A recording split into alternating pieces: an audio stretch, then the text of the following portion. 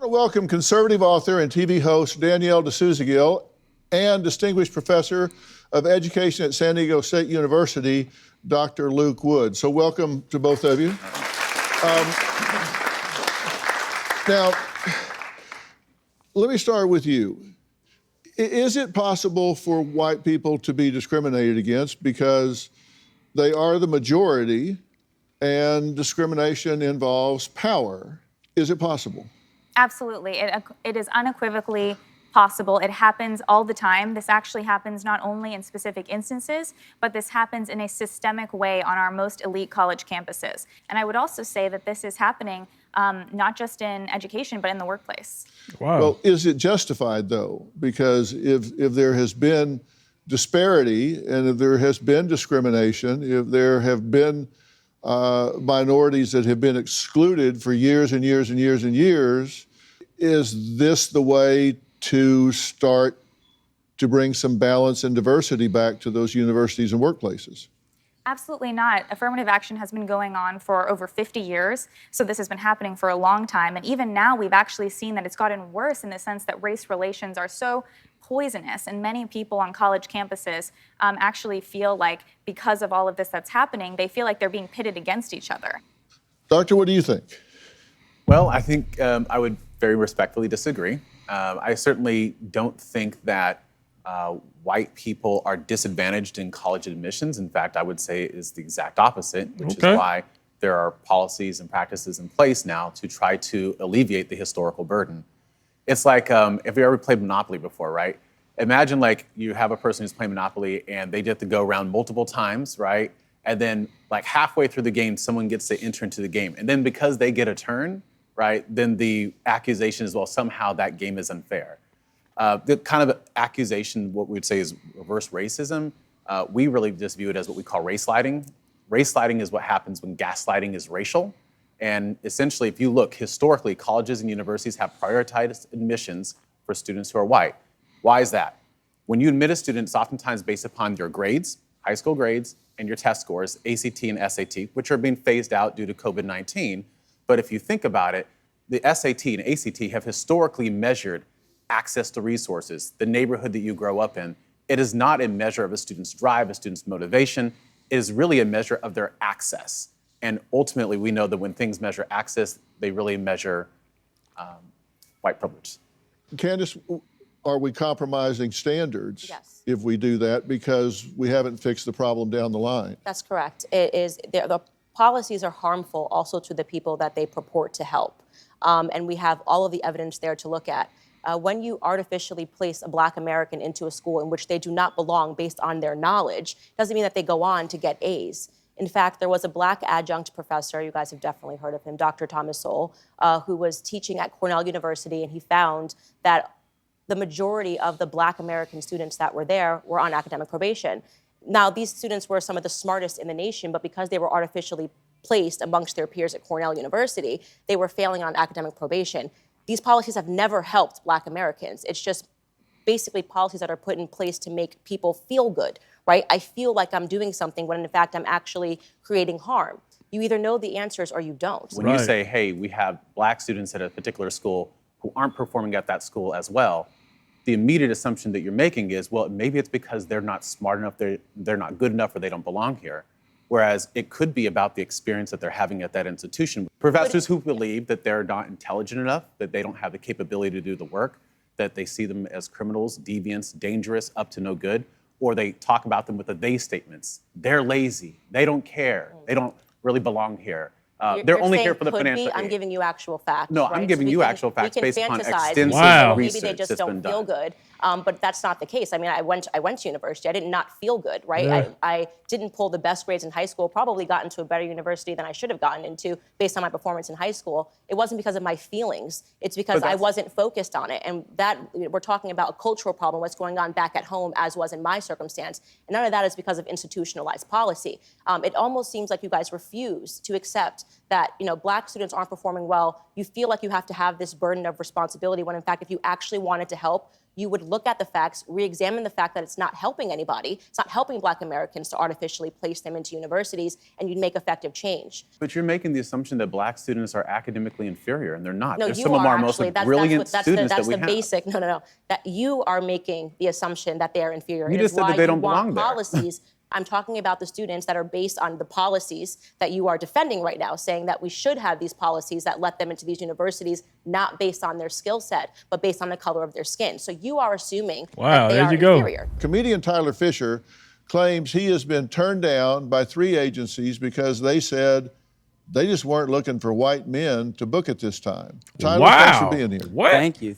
I do identify as a Latino that's crazy. female now, so just adjust my Comedian pronouns. Tyler? Yeah. So I've been in the entertainment business for 17 I've never heard of years. him. And I think what we're not talking about is children right now. Okay. Thank God I had about 5 years where this was not happening, where race was not pounded over your head. This is destroying people's lives. Yeah. You know, Wow, the manager that told me, I can't work with you because you're white, he was a pawn, you know? And so it's so sad because I feel so bad for kids who won't have that chance. They're gonna go, oh, I'm told I'm white, so I'm not gonna go for it. You know, what would you say to a 5-year-old or a 6-year-old, no matter what their race is? Should you, like, what would you actually tell them? You know, should you give your job up? And let me ask you directly, do you think it was justified for me to be told, we can't represent you, you don't have the chance to now compete for jobs because you're white? Yes or no? Was that okay or was that not okay? I think that what is described Yes by or no? you. Don't give me your little Let me bubble finish. wrap. What Yes is or described by Wow. you, someone telling you that you can't get that job because you're white, does not sound right to me. I did a show the other day, and they said, are you doing the next show? And I said, yeah. The guy said, I didn't know you were gay. He said, this is a gays-only show. Dang. And so that's why Hollywood sucks right now, by the way, because they're not hiring based on talent. What do we do about heart surgeons, airplane pilots? Like, how far do we want to go with this? Do you want the best heart surgeon, or do you want somebody who you think may have had it bad as a kid, or maybe their great-great-grandfather? I mean, it's ridiculous. I think it's important to state how affirmative action actually harms everybody involved. So when you put a Black student on a campus or put them in a job and you've given them, preferential treatment in order for them to be there, you've actually robbed them of knowing they've gotten an opportunity based on their own merit. So they're questioning themselves and their place in the environment. And for all the non-people of color who are surrounding them, they now get to look at any person of color and go, I don't know whether or not you got this job based on merit or based on preferential treatment. And I know this to be true because I'm a biracial woman who has those thoughts now because of the culture that we're living in. Hey, There's a lot more to this than the headlines. man, there's a correct? lot going on in here, bro. Absolutely. Wow. What is the issue? Wow. Because there is it has to do with seniority and, Underrepresentation. Right. Those are the words that were used. okay, and the fact is the vast majority of the teachers there are white, correct? That's correct. And so if you just go straight proportionality, there are naturally going to be more white teachers released than Black teachers because there are just more in the pool. Well, if you even look at our last accessing cycle, there were roughly 150 or so teachers that were laid off. 50 of those teachers were Black. So you're always going to have, anytime you're dealing with a layoff situation where you have, let me just give you the exact numbers. Minneapolis Public Schools, there are a total of 237 Black teachers. Of those Black teachers, 147 of them are tenured versus 2,652 white teachers, of which 2,129 are tenured. So clearly there is a disproportionate amount of white teachers versus Black teachers. So the current policies that are in place favor continuing to have the same policies that produce these numbers. Yeah, so what part of that does favor retaining the Black teachers? It's not a black and white issue. It says underrepresented. So it protects teachers from underrepresented populations, which underrepresented could be based on sexuality. It could be based on gender. So to just cover it in a racial identification, That's I think crazy. is wrong. Dr. Wood, you say that white Wow. teachers cannot conduct classroom. I be saying that, bro. Like, I had just mentioned this in one of my last videos. I'm like, bro, it's like everything get raised, like race get brung into everything. Like, come on, man.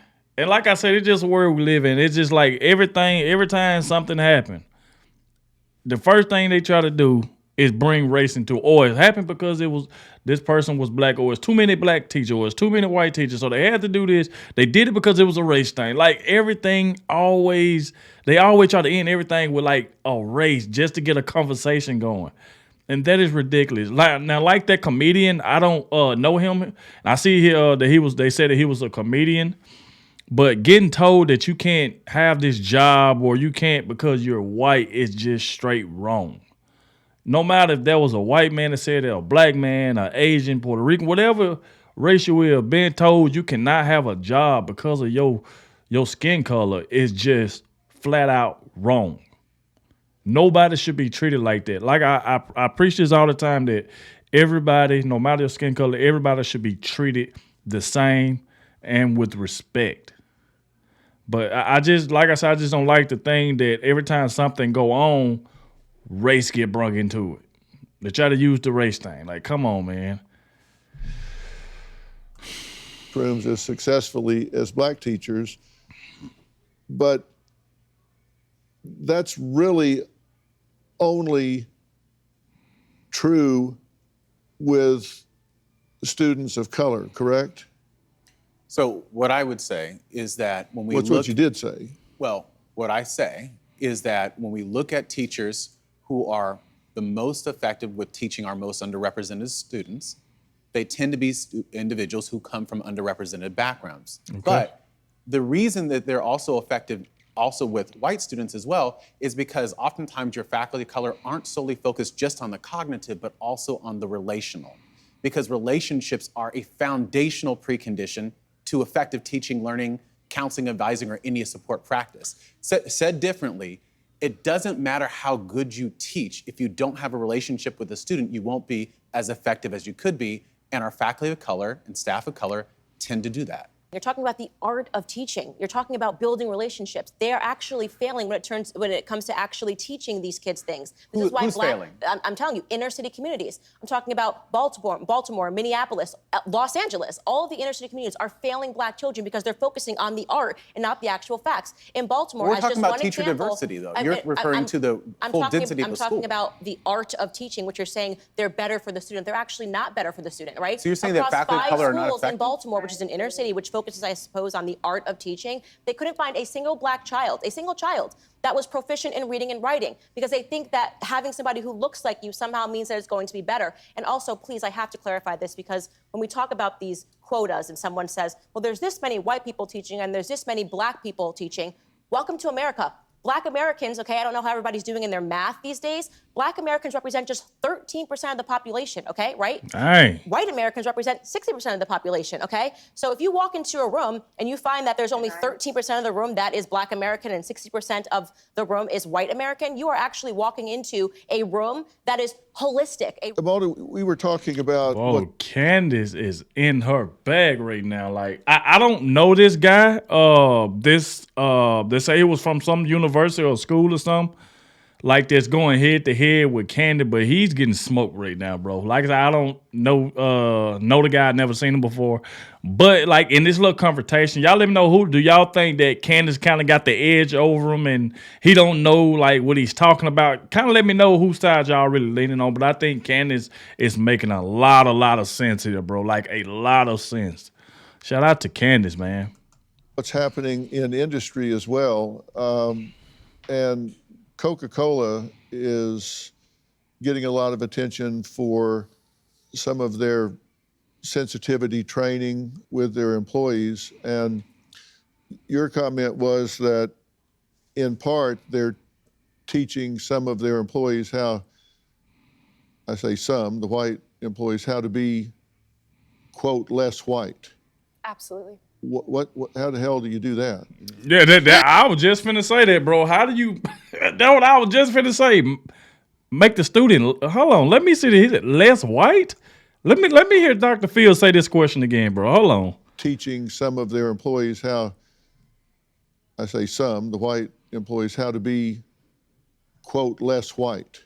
Absolutely. What how the hell do you do that? Exactly. I'm ready for this one right here. Tanning this morning. So I need to hear this. Me around Hollywood. Oh, you should be a comedian. Well, I'd like to make the point that it's not just Coca-Cola that is engaging in this sort of activity and I'm these just sort of using it as trainings. an example. Yeah, it's a great example, and it's happening in corporations and in schools all across America, and they are effectively teaching people. Coca-Cola said, quote, how to be less white. They assume that things like being a perfectionist, engaging in or having a response to objectivity, having a neutral or a nuclear family. These are inherently extensions of whiteness. Listening to John Mayer. According to Coca-Cola, these are extensions of whiteness, and they actually engaged in trainings where they taught their employees how to be less white. Wow. It seems to me that if we're going to create this kind of balance at the university level or in industry, then we're going to have to create opportunities early on so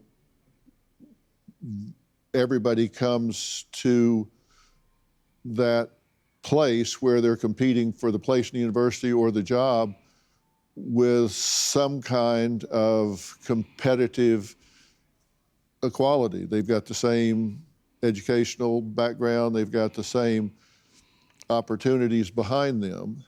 And if we don't fix that, I don't think we're ever going to get what we're trying to artificially create. Do you have a story or a question for me? Click the link. Like I said, shout out to Dr. Field, bro. Like I said, yeah, y'all just don't know how long it's been, bro, since I watched Dr. Field, man. It's been so long. Oh my God. I couldn't even tell you how old I was the last time I watched Dr. Field. But like I said, you know, these be like conversations sometimes that need to be had, you know. You get everybody's point of view. Like I said, you know, everybody has their own opinion. Everybody's entitled to their own opinion, whether you agree with that person or not. But like I said, y'all can let me know down below what y'all thought about it. Like I said before, Candace Owens made a lot of great points. And even the comedian too, where he was telling the guy, don't give me that bubble wrap crap. Like, because he was trying to, it seemed like he was trying to dance around the question. You know what I'm saying? Like, he didn't want to give an answer. He just said, yo, give me a yes or a no. And he just tried to dance around the question with a whole paraphrase sentence or something. But like I said, y'all let me know what y'all thought about it. But like I said, we have made it to the end of the video. I want to thank you all for watching, and I'll catch y'all in the next one.